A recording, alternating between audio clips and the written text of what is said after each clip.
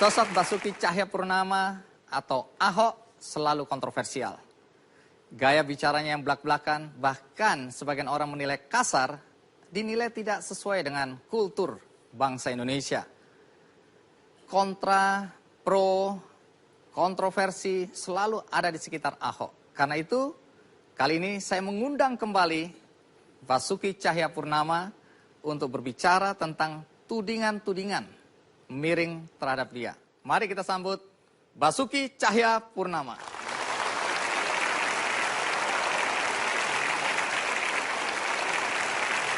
Ya, Pak Ahok, terima kasih untuk kesekian kalinya hadir di acara Kikendi. Silakan duduk. Baik, sampai hari ini Anda dianggap tokoh yang kontroversial. Bahkan surat kabar Harian Merdeka di halaman 1 dengan judul yang besar sekali menulis Ahok memang banyak musuh. Kesannya semua orang Anda ingin ajak berantem. Apa begitu ya? Sebetulnya bukan saya ngajak berantem, bukan. Oke. Namanya juga lagi jalan ketabrak mau gimana kan. Maksudnya ketabrak itu apa ya? Ya kalau kita lawan arus kan ya semua yang lewat melawan arus ya ketabrak-tabrak kita terus ya kayak gitu aja. Siapa yang salah kalau satu orang melawan banyak arus? Tergantung, kalau kamu ikan salmon nggak salah.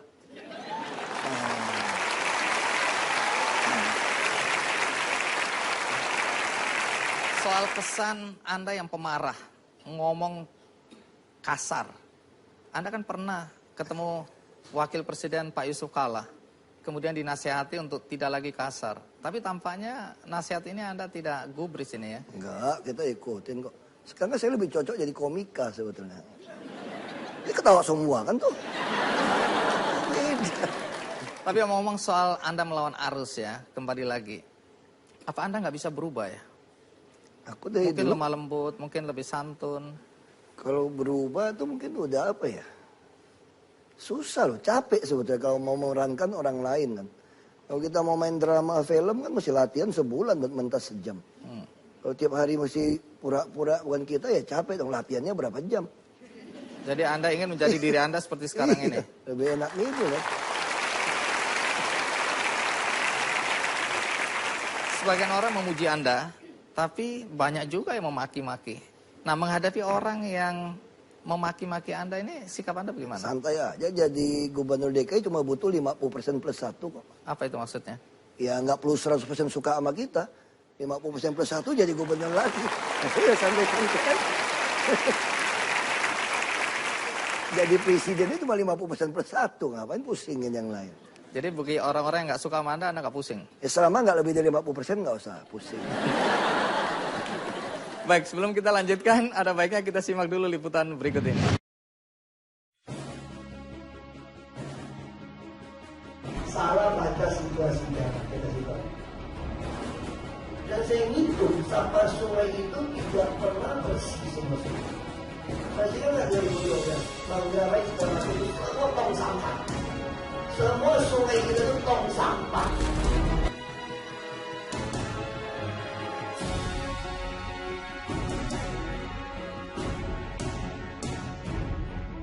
Dia kalau sekarang ngancam kita nih, mogok. Sekarang kalau mogok, sikat habis sudah. Jadi saya ingatkan kalau Metro Mini pemilik sopir kernet yang nonton TV ini, kalau Anda berani mogok, saya habisin kalian. Saya habisin kalian.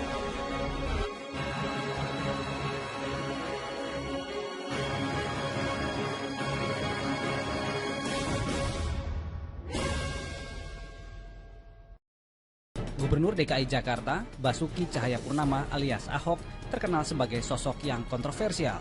Sejak masih menjabat sebagai wakil gubernur di tahun 2012, Ahok terkenal tegas terhadap aparat birokrat. Pun setelah resmi dilantik menjadi gubernur pada 19 November 2014 oleh Presiden Joko Widodo, Ahok tidak mengubah gaya pemerintahannya yang tegas dan cenderung temperamental. Mau main kayak gini nggak bisa. Jadi saya mau tanya Pak Wali Kota, ini semua Pak Wali Kota yang pengen apa bukan orang-orang ini? Tidak jarang, keputusan-keputusan yang diambil Ahok dianggap tidak berpihak pada rakyat kecil dan menyalahi hak asasi manusia, seperti penggusuran warga kampung pulau dan penegasan pelarangan beroperasinya beca. Ahok pun tidak segan untuk memberhentikan pegawai pemerintahan yang dinilai kurang baik dalam menjalankan tugas. Kontroversi Ahok seolah tak kunjung usai. Pada Agustus 2015, Ahok dilaporkan ke KPK terkait jual beli tanah untuk pelebaran rumah sakit Sumber Waras. Ahok dituding merugikan negara ratusan juta rupiah. Ahok juga dituntut 100 miliar rupiah oleh Yusri, seorang ibu rumah tangga yang diteriaki maling uang anggaran pemerintah saat mengadukan persoalan kartu Jakarta Pintar. Maling. Saya ngomong jujur, ibu maling. Nggak boleh. Catat namanya. Saya catat namanya. Melihat sikap Ahok yang kerap temperamental, Wakil Presiden Yusuf Kala bahkan angkat bicara agar Ahok menjaga sikap dan bicaranya di depan publik. Inilah Ahok dan kontroversinya, pemimpin yang dipuja dan dihujat di waktu yang sama oleh masyarakatnya.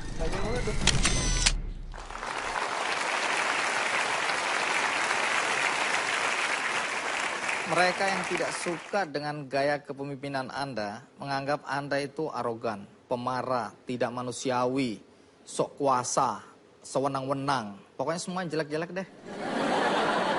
Anda tahu nggak bahwa Anda dinilai seperti itu juga? Ya, kalau top nomor 1 kan nggak apa-apa. Maksudnya apa itu? Semua jajak kan diborong, saya kan bagus dong. Diborong semua, bagus. Tapi ini yang jelek-jelek loh ya. Nggak apa-apa, kalau setengah bahaya, kalau top yang penting nomor 1 udah.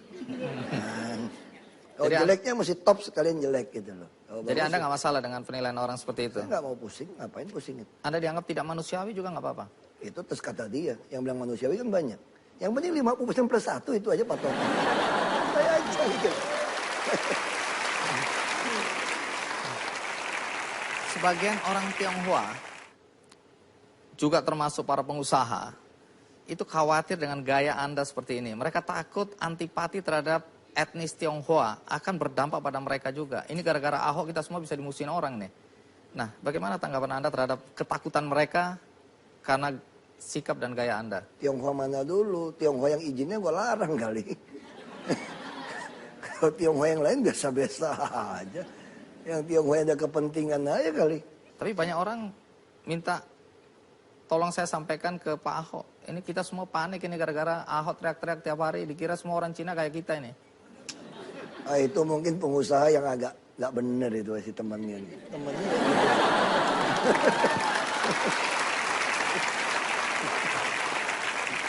Banyak kebijakan Anda yang dianggap kontroversial tadi ya. Terakhir Anda dengan lantang mengatakan kalau perlu pergub saya ubah untuk mendapatkan orang-orang yang jujur, orang-orang yang baik walaupun dia tidak tamat SMA, bahkan kalau perlu cuma lulus SD, bahkan kalau perlu tidak sekolah. Ini kan nggak masuk akal ini. Anda mau rekrut PNS yang tidak sekolah, yang lulus SD. Ya prinsip saya itu gini, Jakarta itu nggak butuh punya otak yang terlalu kenceng ya. Otot aja udah. Jadi semua masalah kita tahu, ada kajiannya. Semua solusi juga sudah ada kajiannya. Jadi mau diapain gitu loh, jadi nggak usah terlalu pintar. Otak ya biasa-biasa, ini ototnya kencang aja udah. Ya lah IP cuma 2,8 mah nggak terlalu pintar, biasa-biasa. Baik, nanti saya akan tanya mengenai pedagang kaki lima, karena masih banyak orang marah pada Anda, dianggap Anda tidak pro orang kecil, rakyat kecil. Anda menggusur kiri, menggusur kanan, dan seterusnya. Bahkan terakhir Anda bilang akan memenjarakan PKL yang melanggar Perda Pemda DKI. Sebentar, kita rehat sejenak, ikuti terus Kick Andy.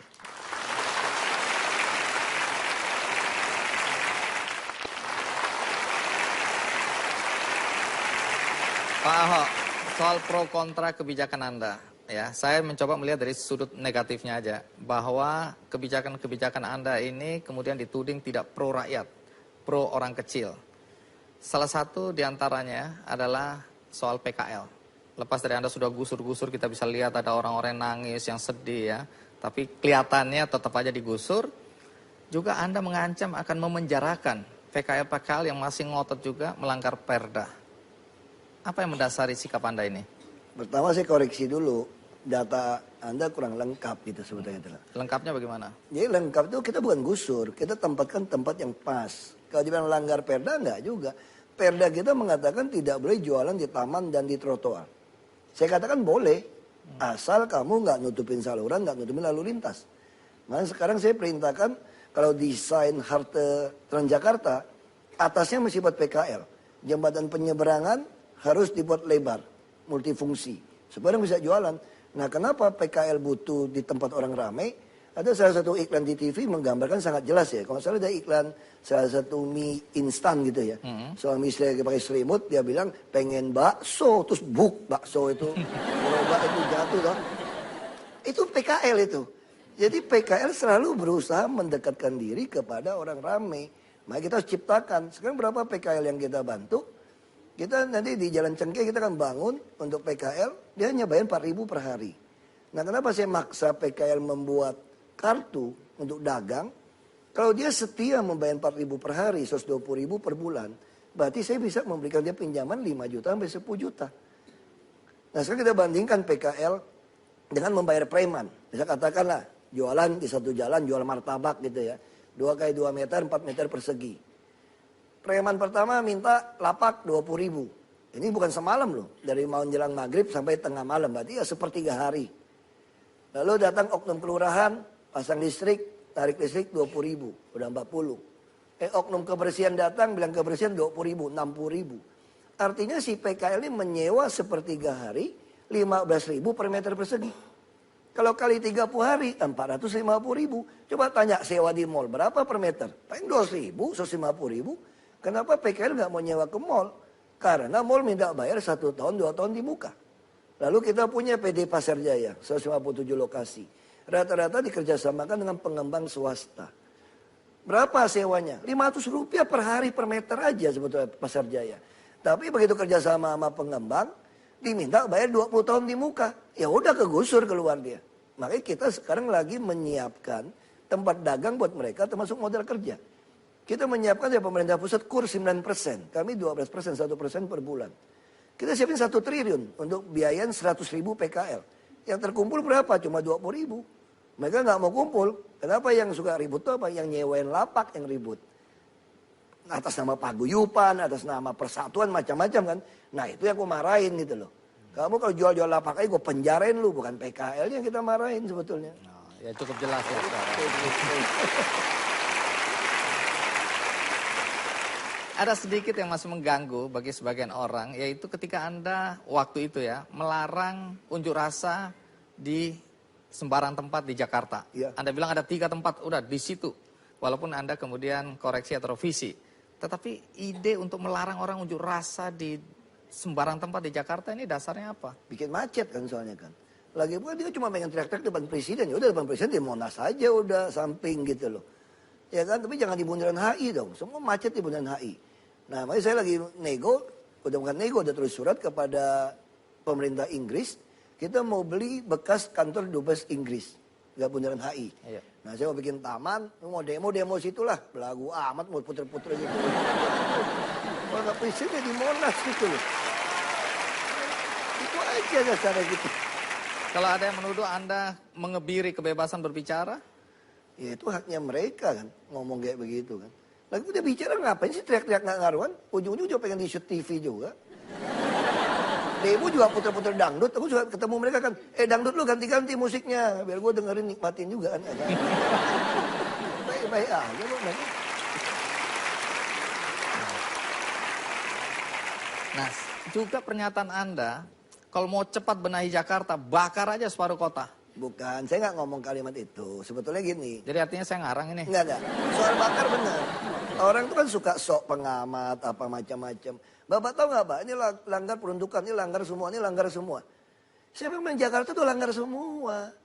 Bapak kau berani beresin dong, kau beresin bakar aja setengahnya saya bilang. Itu kalimatnya itu. Konteksnya itu. Ya iya, gimana? Masih pelan-pelan dong beresin. Lu kira mau bangun Roma dibakar kayak Kaisar. Soalnya kata bakar itu sensitif sekali karena zaman dulu pemukiman kumuh. Zaman Kaisar Roma dulu. Dibakar. Oh ya, periode sebelum Anda. Kalau ada pemukiman kumuh yang mau digusur dan sulit, cara paling mudah dibakar kemudian diusir pergi, nggak lama kemudian mall berdiri. Kalau kita kan beda. Bedanya apa? Kita dorong semua bangunin apartemen bos. Kasih mereka. Coba tanya yang punya apartemen. Biaya iuran pemeliharaan lingkungan atau service charge. Berapa? Satu apartemen ukuran 30-an. Rata-rata mendekati 1 juta loh. Minimal ya kan untuk pemeliharaan sewa lagi. Kalau di Jakarta tuh nggak disewain. Kita udah bangun sekarang 16 lantai, nanti mungkin 23 lantai. Jadi mereka hanya bayar iuran pemeliharaan lingkungan 15.000, 450.000. Itu kayak servis apartemen, pintu rusak kita yang beresin. Ada dokter lagi tungguin, ada perawat, ada bidan. Enak bener, terus naik bus kagak bayar lagi, satu keluarga. Sekarang ini? Iya, terus anaknya dapat KJP lagi. Kalau anaknya dapat SMP 600.000, 3 anak 1,8 juta. Kita nombok buat dia, enak aja lo macam-macam. Kan tinggal di rumah panti kita kan, macam-macam ya usir. Jadi inkubator. Kamu jual ke orang lain ya saya seret keluar. Itu memang bagian dari menolong orang-orang Jakarta yang belum beruntung. Karena nggak mungkin dia tinggal di Jakarta dengan tanah gitu mahal. Dia tinggal di pinggir sungai, urusannya kita pindahin lebih layak. Kalau dia tinggal di Bogor atau Depok segala macam, dia juga mungkin biaya mahal. Nah sekarang juga saya lagi siapin bus, nanti orang Tangerang, Depok, Bekasi kalau ke Jakarta bayar 3.500 saja. Jadi saya nggak mau lagi tuh APTB, Trans Jabodetabek. Ngapain orang dikenain 12.000, 15.000, dia naik motor. Nah gimana caranya? Ya udah 3,5 aja. Terus masih mahal, gampang, buka aja rekening bank di DKI, gajimu diterima di situ gratis.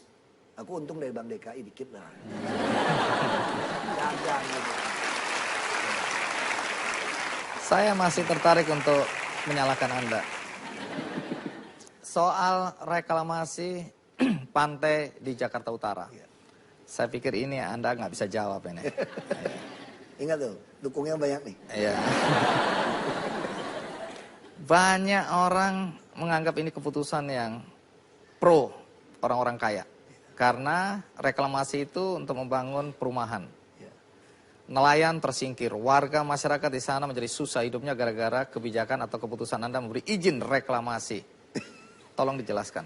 Itu reklamasi nggak nyingkirkan nelayan sama sekali. Itu kan laut yang memang kotor. Jadi cara reklamasi dibuat pulau dan jaraknya masing-masing pulau itu ada alur 300 meter. Jadi kapal tidak bisa lewat. Terus apa yang dilakukan? Semua hasil reklamasi itu 100% sertifikat atas nama DKI. Lalu 40 sekian persen yang bisa dijual, 5% gross juga milik DKI. Dan sekarang malah yang tanah yang bisa dia jual, 15% dari NJOP harus dipakai membangun untuk DKI. Jadi salahnya di mana? Lagi pula izin ini yang keluarkan bukan saya Pak. Itu Pak Harto yang keluarin tahun 95. Orang itu suka salah. Ini 17 pulau itu dia keluarkan dari tahun 95. Waktu dia pengen minta izin-izin yang lain, saya justru memperjuangkan supaya keuntungan buat DKI lebih banyak. Itu salahnya di mana? Saya juga nggak ngerti. Merusak lingkungan. Merusak lingkungan Amdalnya apa? nggak beres. Orang lingkungan kita udah kotor jorok begitu kok. Nelayan yang tadinya cari ikan di situ nggak bisa Nggak ada lagi yang cari ikan di situ. Pingsan makan logam berat begitu. Kalau langsung 300 meter udah ketemu ikan, udah kaya orang Jakarta kayak di Belitung itu langsung mukat dapat ikan.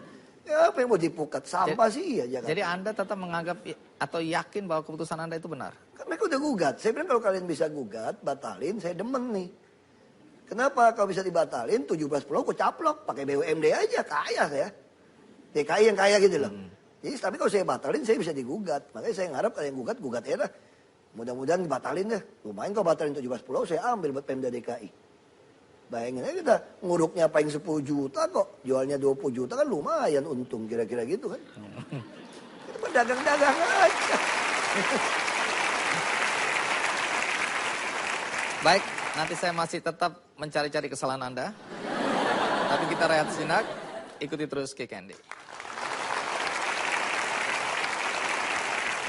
Dan DPRD semua tahu tuh. Pada kunjungan kerja berapa kali. Sekarangnya pura-pura ributin bir sama gue.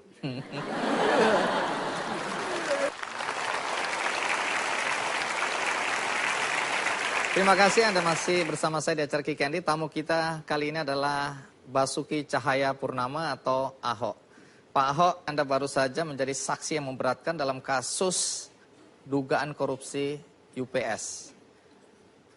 Seberapa pentingnya kasus ini dan seberapa besar menguras energi Anda? Nguras energi sih enggak ya sebetulnya.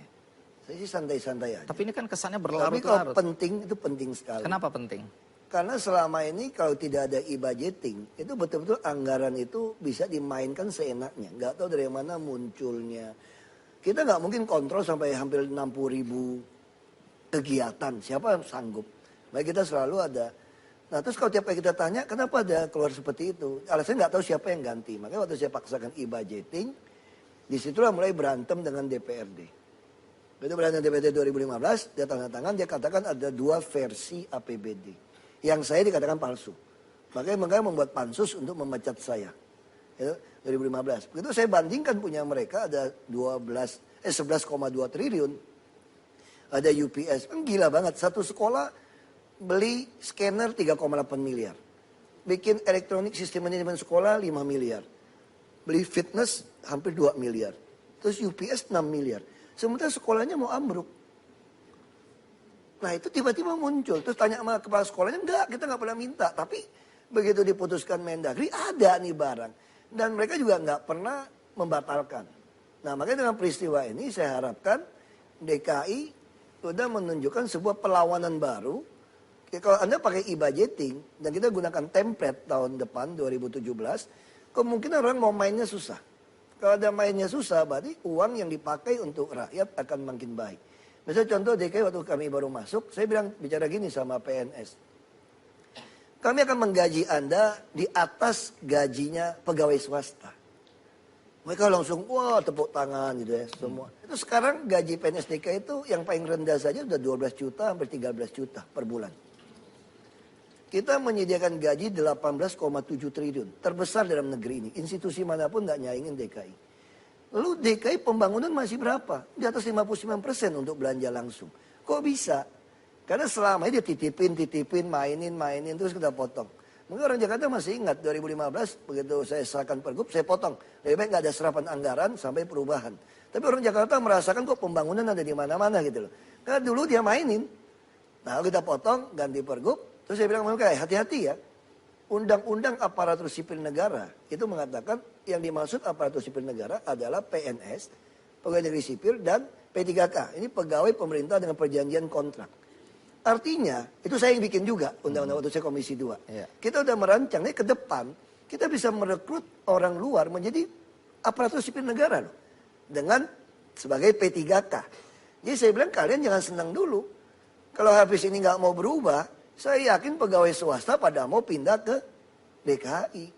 Ngapain? Ya ngapain piara kalian 18,7 triliun. Saya ngarapin bisa dipecat-pecat setengah kan lumayan dari itu. Ya, makanya sekarang kita bikin. Nah, sekarang saya lagi merancang lagi bagaimana sistem untuk menilai dia mendapatkan tunjangan kinerja daerah ini. Saya sebetulnya bukan orang yang nggak manusiawi, saya sangat manusiawi sebetulnya. Cuma Anda salah paham aja, karena dipengaruhi teman saya tadi. Masih soal kesalahan-kesalahan Anda deh. Belum puas. Gak apa-apa, saya juga sengaja datang, puas-puasin, cari aja semua saran saya dah. Jawab sampai puas gitu loh. Ini juga sengaja datang nih. Baik, kebijakan Anda sebagai gubernur sering membingungkan. Kata siapa? Kata saya barusan. Misalnya, ketika Anda melarang billboard untuk iklan-iklan rokok. Padahal semua orang tahu pendapatan dari billboard semacam itu cukup besar untuk Jakarta. Kenapa Anda larang? Karena hasil kajian, mau di WHO, mau di manapun, biaya orang terkena efek dari rokok ini jauh lebih besar biaya yang dihabiskan daripada iklan yang kita dapat. Saya khawatir anak-anak pemula waktu lihat iklan, dia pikir ini sesuatu yang baik. Rokok tidak dilarang. Tidak dilarang kok. Tapi bagaimana caranya jangan sampai anak-anak melihat iklan lalu persepsinya salah. Tapi kalau setelah dia dewasa, dia memutuskan, saya pengen ngerokok aja lah. Toh yang mati juga bukan saya, bisa teman saya yang mati yang nggak ngerokok sebelah saya gitu kan. Itu haknya dia gitu. Tapi kalau Anda mau mati sendiri ya jangan ganggu orang lain dong. Kayak di bus, di mana, tempat umum. Nah itu yang kita larang. Dia bukan arti, terus bagaimana penghasilan kita? Tuh orang sakit juga kita tanggung. Kalau dia sakit produktivitasnya juga turun. Kalau dia turun, pajak yang dia bayar juga turun. Jadi mendingan orang sehat kan. Jadi udah kalau ngerokok yang ngumpet sama satu geng aja di halaman dia di mana gitu. Gak usah iklan-iklan lah di tengah-tengah gitu. Orang kalau gak usah iklan juga beli tuh rokok. Ngapain repot Ya, gitu loh. Alasannya kelihatannya bisa masuk akal ya. Tapi yang kurang masuk akal ketika Anda bilang jual minuman beralkohol, bir di DKI harusnya dibolehkan. Ya karena memang itu perda kita mengatur. Saya kata sama konstitusi. Bir itu di bawah 5%. Saya belum pernah lihat orang tuh mabok minum bir. Oplosan yang mabok. Kalau kita suka nonton film-film Hollywood, kisah-kisah Al Pacino gitu ya, Godfather gitu ya, di Chicago, dulu tuh banyak sekali gangster itu gara-gara bir dilarang. Makanya semua orang masukin ke mobil, jual, bunuh-membunuh, jual bir. Anda nonton film Godfather. Justru di situ banyak oplosan, banyak orang meninggal. Ketika dilegalkan tidak ada itu, orang juga sadar kok beli masih umur 17, diawasin. Orang kalau susah kencingnya suruh minum bir kok. Lagi pula kami DKI ini punya pabrik bir loh. Nah itu. PT Delta itu punya DKI. Orang kemudian 28% menganggap saham. bahwa ada konflik kepentingan. Enggak dong, Anda menolak Itu bir tanya sama dilarang. Pak Ali Sadikin, Pak Ali Sadikin yang bikin tuh, aku juga nggak tahu. Tahun 60-an apa berapa buka pabrik bir itu. Jadi tidak ada konflik kepentingan di Iya, sini. dan DPRD semua tahu tuh. Pada kunjungan kerja berapa kali. Sekarangnya pura-pura ributin bir sama gue. Ini juga udah tahu. Kalau saya partai-partai bawah agama juga tahu semua kunjungan kerja semua dari dulu. Baik, sebelum kita lanjutkan tentu kita ingin tahu pandangan warga tentang kinerja gubernurnya. Ini dia pandangan mereka.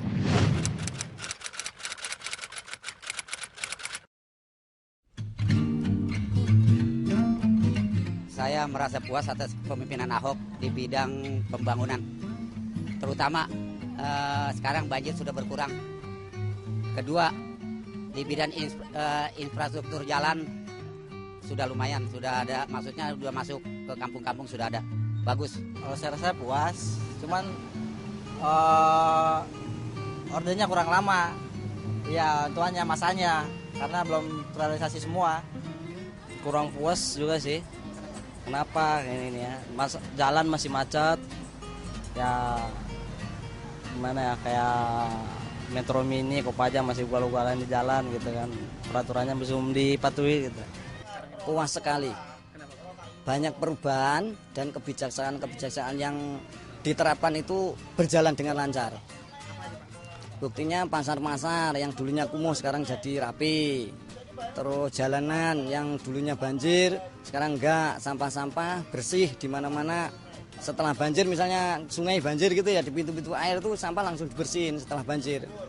Kalau untuk kepemimpinan Ahok saat ini saya merasa tidak puas. Terutama saya berpikir saya sendiri kan pedagang kaki lima itu merasa tersingkir dengan adanya kepemimpinan Ahok. Terutama di wilayah Tanah Abang ya. Mereka yang selama ini biasa berdagang di sana, walaupun dengan ada mereka merapikan pedagang kaki lima, saya rasa pedagang kaki lima itu masyarakat yang paling ibaratnya mereka mencari penghasilan itu dari harian, bukan bulanan.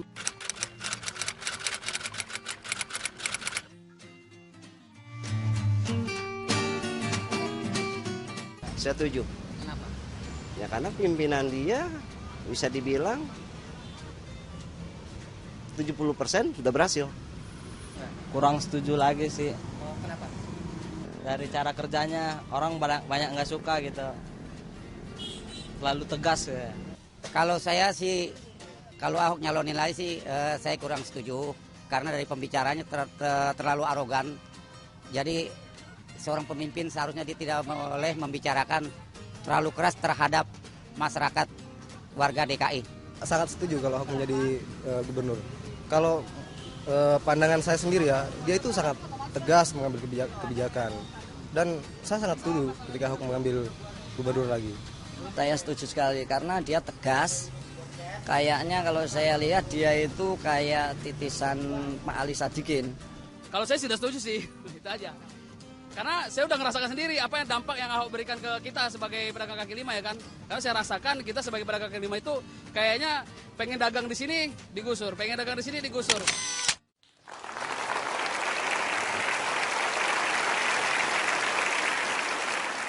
Menarik. Salah satu diantaranya Anda dianggap titisan dari Ali Sadikin. Kalau menurut Anda siapa lebih hebat, Anda atau Ali Sadikin? Ya, Pak Herdi Sadikin lebih hebat dong. Kenapa? Jenderal bintang 3. Terus kalau beliau tempelin orang nggak ada yang ribut. Aku belum nempelin udah ribut. Baik, yang menarik juga di media sosial, Ahok menjadi objek yang menarik untuk dijadikan meme. Dan yang menarik lagi, macam-macam karya kreasi anak-anak muda tentang Ahok di media sosial. Bagaimana pandangan Ahok dan bagaimana dia menilai karya-karya kreatif di media sosial. Ikuti terus Kick Candy.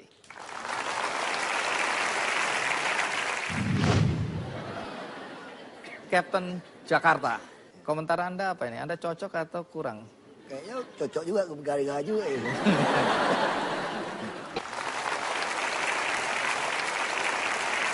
Baik, kalau tadi kita lihat dari komentar warga DKI, ada yang senang dengan kebijakan-kebijakan Anda, tapi ada juga yang merasa kesal, susah. Ada yang berharap Anda mencalonkan diri lagi, tapi ada yang bilang nggak usah aja, dan seterusnya. Jadi pandangan masyarakat tentu macam-macam ya. Nah, di luar pandangan masyarakat yang kita dengar tadi, ada juga anak-anak muda terutama yang suka memakai Anda sebagai objek untuk membuat meme gitu ya, membuat gambar-gambar kreatif ya, kemudian diupload di media sosial. Mari kita lihat. Kapten Jakarta. Anda pernah lihat nggak yang begini-begini ini? Pernah. Pernah. Tapi yang ini belum. Yang ini belum. Komentar Anda apa ini? Anda cocok atau kurang? Kayaknya cocok juga ke Garinga juga ini. Baik, berikutnya. Yang bagus-bagus cocok gitu Ini ya. bagus gitu. Ini bagus, cocok. Wah, ini mengungkit persoalan lama nih. Lagi UPS ini. Ini Anda senang atau kurang suka? Ya lumayan lah. Lumayan. Baik. Badannya berotot tapi wajahnya manis ya.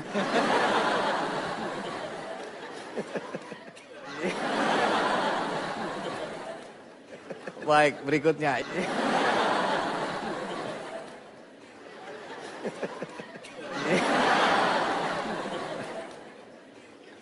Kali ini Anda suka atau tidak? Ya minimal nggak usah latihan, lumayan juga foto gitu. Tadi Karena- kan cicit-cicit kita kira buyutnya kayak begitu badannya. Padahal rekayasa ya. Oke, cocok.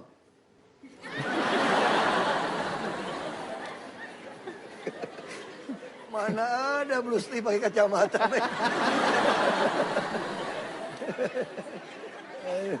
Iya, iya. Mirip ya. Oke, berikut.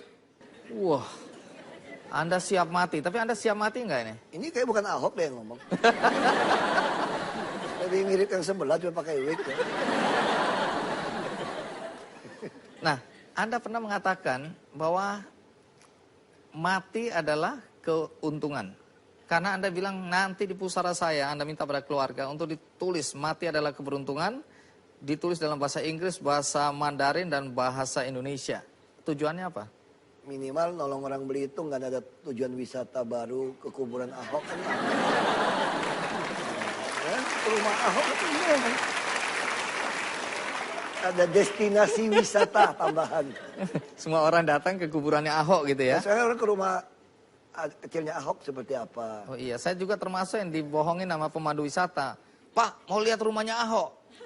Apa hebatnya dia? Wah, itu hebat Pak. Coba Bapak harus lewat di rumahnya Ahok. Jadi kita cuma dilewatin aja rumahnya Ahok. Ini Pak rumahnya Ahok. Ya rumah biasa aja. Oh, jadi Anda berharap dengan ada kuburan Anda di situ makin membuat orang tertarik untuk datang. Siapa tahu kan lihat rumah juga, rumah masa depannya kayak apa, rumah kecilnya kayak apa, bisa aja. Oh, di satu kompleks gitu ya? Enggak lah. Taruh di tempat yang kuburan umum aja biar ada yang ngerawat. Oh iya. Kalau sendiri anak cucu lupa repot tuh. Baik, tiba saatnya kita ingin mendapatkan penjelasan dari seorang Ahok tentang tantangan untuk menjadi gubernur yang kedua kali. Karena ini kalau kita lihat sekarang partai-partai sedang menyiapkan, sedang berancang-ancang, menggadang-gadang calon lawan Anda yang dianggap pasti akan mampu mengalahkan Anda. Siapa mereka nanti kita akan cari tahu, tapi bagaimana tanggapan dan reaksi Anda juga saya ingin atau kami ingin dapatkan. Ikuti terus Kick Andy.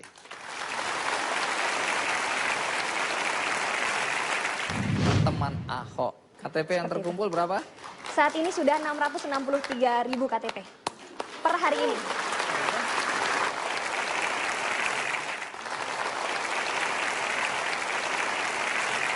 Pak Ahok, yang mulai panas belakangan ini adalah soal pemilihan gubernur DKI yang akan datang. Ya. Banyak orang ingin menggantikan posisi Anda. Partai-partai yang kesal sama Anda, yang belagu ini, itu mulai mengelus-ngelus jago mereka. ya, mereka sudah mulai melihat bahwa Ahok harus dikalahkan. Nah, dalam konteks itu sebenarnya saya ingin menanyakan, apakah Anda juga akan mencalonkan untuk kedua kalinya? Oh, pasti dong.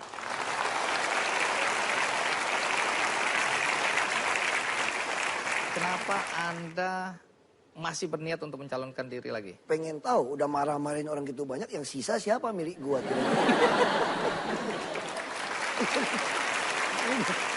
Marahin itu banyak kan, pengen tahu aja gitu loh. Lalu persiapan Anda apa? Nggak ada persiapan, yang sibuk mah yang namanya teman Ahok itu yang siap-siap itu. Aku mah nggak siap-siap, biasa-biasa aja.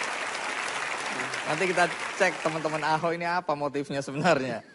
Partai Gerindra yang dulu mengusung Anda, yang sekarang mulai jengkel melihat kelakuan Anda ini, sudah mulai mempersiapkan jago-jagonya. Di antaranya kita udah tahu persis, memang walaupun Kang Ridwan Kamil ini sudah diminta, karena Anda pernah mengatakan kalau Ridwan Kamil muncul atau bersaing dengan Anda, mungkin Anda juga kalah. Anda pernah mengatakan seperti itu. Ya artinya gini, kita harapkan DKI itu banyak calon yang baik-baik dari daerah datang. Sehingga kan mereka akan menawarkan program-program yang baik kepada warga DKI. Nah kan beliau kan selalu mengklaim kreatif, apa Bandung bagus, apa. Ya mungkin aja kan kalau dia datang bisa tawarkan sesuatu yang baik, orang Jakarta tertarik, yang diuntungkan orang Jakarta. Jadi Anda melihat Banyak yang bagus-bagus kan, justru saya katakan Jakarta karena di ibu kota, etalase negara kita harus banyak yang baik dong. Supaya orang Jakarta ini pilihannya banyak. Anda akan lewat jalur partai atau independen? Karena beberapa kali Anda mengatakan keinginan untuk memakai jalur independen. Soal jalur independen ini seberapa seriusnya? Ya tergantung kan. Waktu itu kan memang kita dikumpulkan KTP teman Ahok. Saya sempat udah ketemu makan siang. Mereka laporkan secara syarat sudah penuhin. Tapi untuk menghindari kecurangan macam-macam, mereka ingin lebih aman 1 juta. Karena kan ada sebaran penduduk, takut ada yang meninggal, ada yang pindah. Nanti kan bisa, ya orang awalnya niat nggak benar kan bisa aja mengganjal macam-macam. Nah kalau ada 1 juta kan, dia bilang ini sebarannya kurang, ada lagi pengganti, ada pengganti, ya gitu. Nah saya sampaikan seperti itu. Kalau itu bisa penuhin 1 juta, ya kita harus dicalonkan independen dong. Masa nggak menghargai orang yang ngumpulin KTP gitu. Kalau melalui jalur independen, apa tantangan terberat yang Anda lihat? Sudah nggak ada tantangan juga, asal teman-teman betul-betul ngumpulinnya benar. Kalau saya lihat yang dilakukan teman Ahok ini profesional sekali. Dan kita juga terima kasih kepada yang ngumpulin KTP ya. Kalau mau dipikirin, ini gila juga. Capek tuh ngisi formnya itu. Saya bacanya itu, nek rasanya itu form dibuat. Susah banget ngisinya gitu loh. Tapi ternyata orang Jakarta betul-betul datang ngantri ngisi itu. Makanya saya sangat menghargai orang Jakarta betul-betul yang ngisi ya. Betul-betul khawatir sekali saya itu tidak bisa nyalon kembali gitu. Nah saya kira teman Ahok mulai muncul ketika saya ada mulai APBD 2 versi. Versi saya dan versi DPRD. Nah tentu kawan-kawan teman Ahok berpikir ini kalau kayak gini nih Ahok nggak bakalan dijadiin gubernur lagi nih. Makanya lalu terjadilah gerakan kumpul KTP. Baik, menarik. Tapi sebelum kita lanjutkan, kita juga ingin tahu bagaimana pandangan warga Jakarta terhadap keinginan untuk mencalonkan Ahok kembali sebagai gubernur DKI. Ini dia pandangan mereka.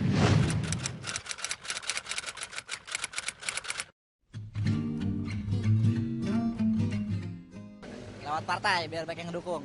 Independen kalau saya. Masalahnya kalau partai itu biasanya kalau mau ambil kebijakan dia selalu ditekan. Kalau saya Ahok lebih setuju dia mulai jalur independen saja. Saya alasannya artinya tidak ditumpangi oleh kepentingan partai kan. Maju sendiri aja, pendukungnya sudah banyak kok independen. Dia mau dari independen, apalagi didukung sama partai. Saya yakin pasti jadi lagi.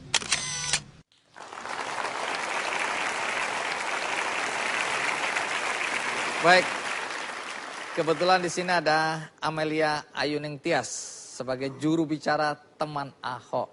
Betul. Pertama tentu boleh tahu gagasan untuk membentuk ini apa? Organisasi, bahkan saya dengar udah jadi PT ya? Enggak, kami berbadan hukum. Jadi kami perkumpulan, Iya. tetapi kami karena harus mengumpulkan KTP dan ini terkait dengan keamanan privasi orang, kami nekat untuk jadi badan hukum supaya orang lebih percaya, bisa dituntut dan bisa menuntut seperti itu. Baik.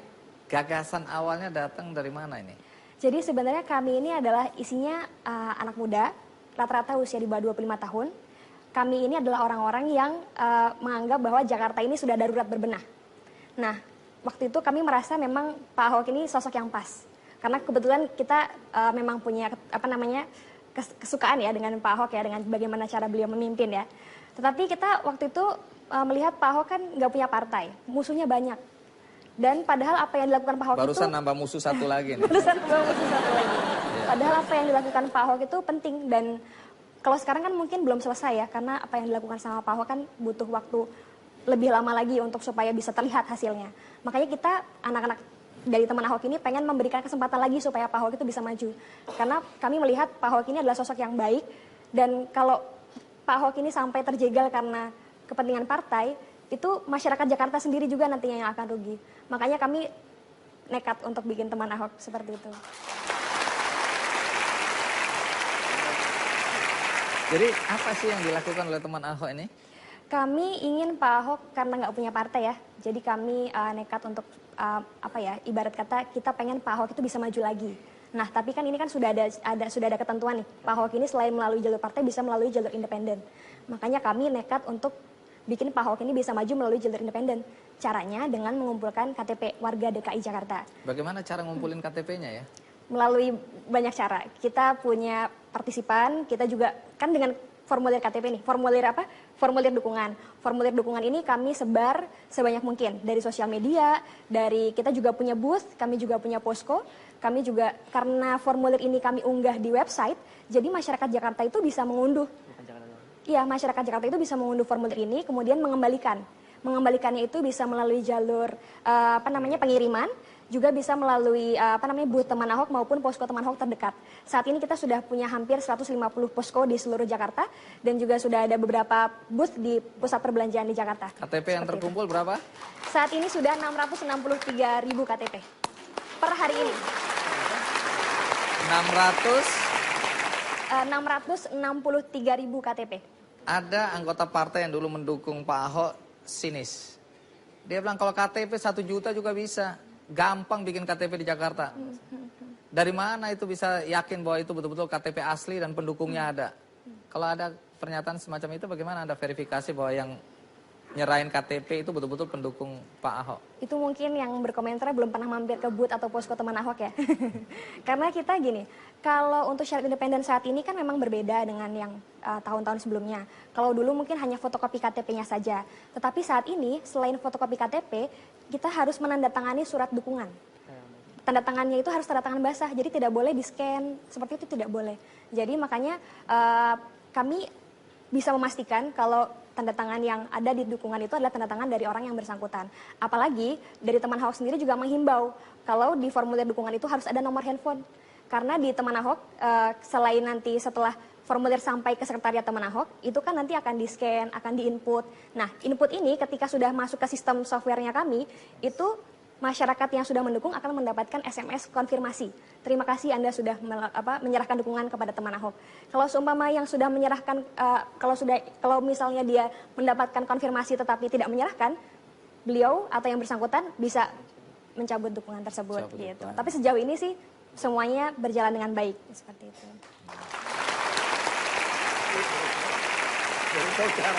Baru tahu atau pura-pura baru tahu? Ya, ini kedua kali saya ketemu. Betul. Nah, tunggu dulu, saya curiga Anda kan bilang bahwa Anda tidak keluarkan uang sedikit pun. Sementara banyak orang curiga ini sebenarnya yang membiayai operasional ini adalah Ahok.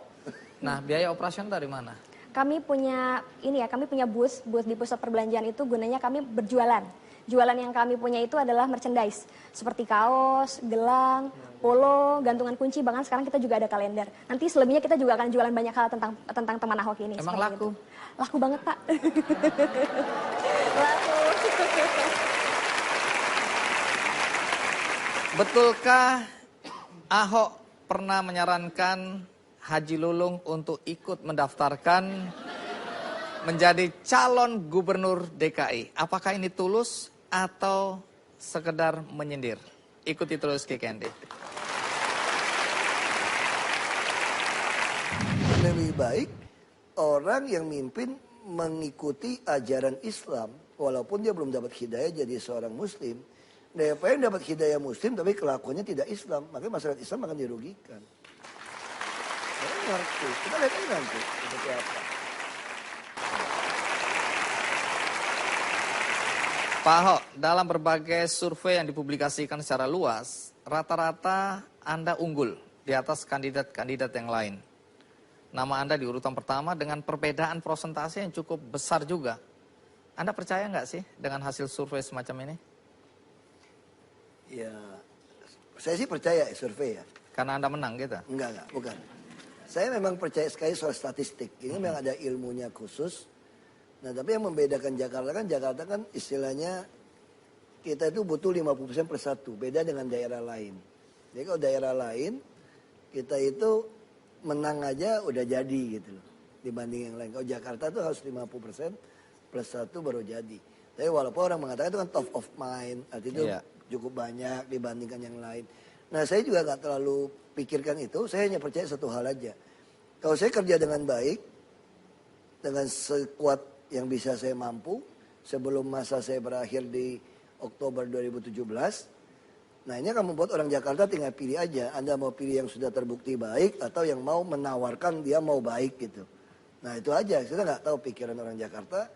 Kalau memang pikirannya wajar-wajar saja, ya harusnya sih mereka lebih baik pilih yang udah pasti gitu. Yaitu? Yang udah jadi gubernur gitu. Anda pernah mengusulkan secara terbuka agar Haji Lulung ikut mencalonkan diri untuk menjadi gubernur DKI. Anda serius atau Anda main-main ya? Ya serius, maksud saya kan kita masing-masing orang kan ada pendukung. Ya kan, masing-masing orang juga merasa dia pantas layak jadi gubernur DKI ganti saya. Nah kalau dia nggak pernah ikut kan, kasihan juga kan sampai seumur hidup tetap merasa dia bisa jadi tapi nggak ada kesempatan.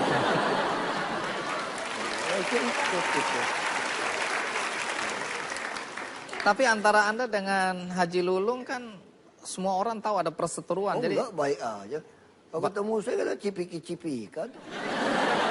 Baik, tapi bagaimana pandangan atau pendapat Haji Lulung mengenai pencalonan dirinya untuk menjadi gubernur DKI? Mari kita simak pandangannya berikut ini.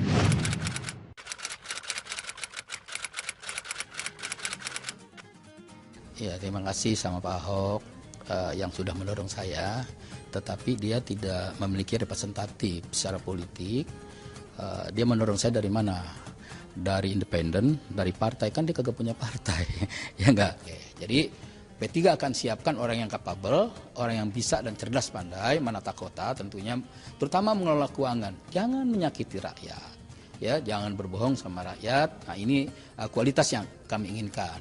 Dan saya siap saja kalau saya dicalonkan. Kalaupun saya tidak dicalonkan, saya sudah punya investasi barangkali untuk mendukung siapa nanti yang dicalonkan oleh Partai Persatuan Pembangunan. Tentunya dengan koalisi ya. Saya yakin itu, asal saya berpasangan dengan orang yang tadi saya bilang punya kualitas ya. Saya yakin itu dapat. Jadi harus yakin kalau maju itu dicalonkan harus yakin bisa mengalahkan, bukan Ahok aja. Kalau Ahok sih ya kecil lah, bukan lawan saya dia, percayalah. Nanti yang lawan saya itu orang-orang yang lebih dari Ahok.